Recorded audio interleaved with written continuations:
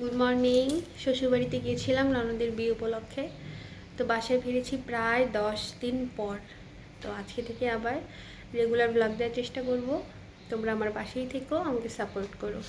তো আজকে আমি যা যা করবো সেটাই তোমাদের সাথে শেয়ার করব। তো শ্বশুরবাড়ি থেকে অনেক কিছু এনেছি। তো তার আগে একটু চা করি, চা খেয়ে তারপর বাকি সব কিছু শুরু করবো। সকালের শুরুতে একটু চা না হলে যেন আমার চলেই না।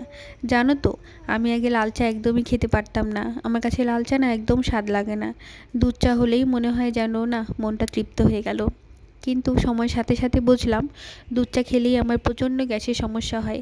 আর তখন থেকেই একটু করে আদা দিয়ে লাল চা খাওয়া শুরু করেছি আমি। আর এখনও সেই অভ্যাসটাই আছে। তবে দুধ চা যে খাই না এমনটা না। প্রায় প্রতিদিনই, বলতে গেলে সপ্তাহে 3-4 দিন আমার দুধ চা খাওয়া হয়ে যায় বিকালের দিকে। তো এবার শ্বশুরবাড়ি থেকে আসার সময় অনেক কিছু নিয়ে এসেছি। আমাদের এখানে বিটরুটের কেজি প্রায় 100 টাকা 120 টাকার মতো, কিন্তু শ্বশুরবাড়িতে গিয়ে শুনি মাত্র 40 টাকা কেজি। তাই এই সুযোগটার হাতছাড়া না করেই আমার শ্বশুর বাবাকে বললাম, বাবা তুমি আমাকে প্রায় অনেকটা বিটরুট এনে দিও। তো বাবাও এনে দিয়েছে প্রায় 5 কেজি। আর আনতে এতটাই কষ্ট হয়েছে, ব্যাগটা এত ভারী ছিল। আর আমার শাশুড়ি মা তার নিজের জমিতে, তার ছোট্ট একটা জায়গা আছে, সেখানে সে তার সব কিছু শাকসবজি করে একদম সার ছাড়া, কোনো রকমের কীটনাশক ছাড়া। তো আমি যেহেতু শাকসবজি পছন্দ করি, মা প্রতিবারই চেষ্টা করে আমি যখন শ্বশুরবাড়ি থেকে আসি তখন কিছু কিছু করে দিয়ে দেওয়ার জন্য। তো এবারও দিয়ে দিয়েছে একটা বড় সাইজের পাতাকপি। আর আমার ঠাম্মা শাশুড়ি দিয়েছে একটা বিশাল বড় সাইজের পেঁপে। এরপর আমি কিছু খেজুরের গুঁড়ো নিয়ে এসেছিলাম, যেহেতু আমার খেজুরের গুড়টা খুবই পছন্দ। আর ওইদিকে একদম ফ্রেশ গুড় পাওয়া যায় দক্ষিণাঞ্চলে, তাই আমি প্রায় অনেকটা খেজুর গুড় নিয়ে এসেছি। তো এবার সব কিছু নামিয়ে নিলাম। আর সাথে করে নিয়ে এসেছিলাম ডালের বড়ি। আমি ডালের বড়িটা এতই পছন্দ করি, আসলে এটা ডালের বড়ি না, কুমড়ো বড়ি। তো কুমড়ো বড়িটা আমার মাছের ঝোল, শাকের ঝোল, যে কোনো কিছু দিয়েই যেন অমৃত মনে হয়। এটা ছাড়া আমার চলেই না। আর তাই আমার শাশুড়ি মাও আমার জন্য অনেকগুলো করে তৈরি করে রাখে। তো এবার গিয়ে যখন চলে আসবো তখন হাতে প্রায় অনেকটা ধরিয়ে দিয়ে বললো, এটা খেয়েও ভালো মতো। তো যাই হোক, এগুলো হচ্ছে আমার মায়ের ভালোবাসা। মানে কোনো শাশুড়িও যে তার বউকে এতটা ভালোবাসতে পারে সেটা মনে হয় আমার শাশুড়িকে না দেখলে বোঝাই যেত না। ননদের বিয়েতে গিয়ে এত পরিমাণে মাছ মাংস খেয়েছি যে মাছ মাংসের প্রতি আর কোনো রুচি কাজ করছে না। তাই আজকে করব একদম কুমড়ো বড়ি দিয়ে পাতলা করে কুমড়ো শাকের ঝোল আর আলু পেঁপের রসা।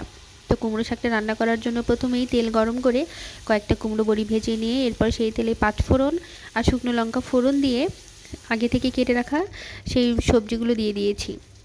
সবজিগুলোকে ভাজা হয়ে এলেই তারপর উপর থেকে দিয়ে দেবো সেই শাকটা, পরিমাপ মতো লবণ আর অল্প পরিমাণে হলুদ। এবার সবটাকে ভালো মতো কষিয়ে নিয়ে জল দিয়ে কুমড়ো বড়িটা সিদ্ধ হয়ে এলেই নামিয়ে নিব। ব্যাস হয়ে গেল আমার কুমড়ো শাকের পাতলা ঝোল। আর এবার করব আলু পেঁপের রসা। তো এর জন্য প্রথমে আলু পেঁপেটাকে হালকা করে ভেজে নামিয়ে রেখেছিলাম। এরপর সেই তেলে সামান্য পরিমাণে জিরা আর তেজপাতা ফোড়ন দিয়ে সেই আগে থেকে তৈরি করে রাখা মশলাটা দিয়েছি। এখানে কিছু বেসিক মশলা যেমন হলুদ, লবণ, কিছুটা লাল মরিচের গুঁড়া, ধনে গুঁড়া, জিরা গুঁড়া সব কিছু দিয়ে মশলাটা কষিয়ে আগে থেকে ভেজে রাখা পেঁপে আলুগুলো দিয়ে কিছুটা সময় কষিয়ে ঝোল দিয়ে সব কিছু সিদ্ধ হয়ে এলে গরম মশলা দিয়ে নামিয়ে নিয়েছি। একদম খুবই সিম্পল প্রসেসে রান্না করেছি।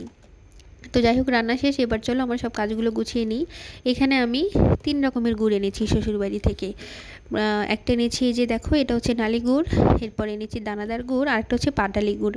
তো এখন সেগুলোকে ফ্রিজে স্টক করবো, যেহেতু অনেকটা করে গুড় এনেছি। আর আমি এটা একাই খাই, পালমাসে খুব একটা মিষ্টি জিনিস পছন্দ করে না। তাই আমার একার জন্য এগুলো খুব ভালো করে রাখতে হয়, নাহলে খুব বেশি দিন রাখা যায় না।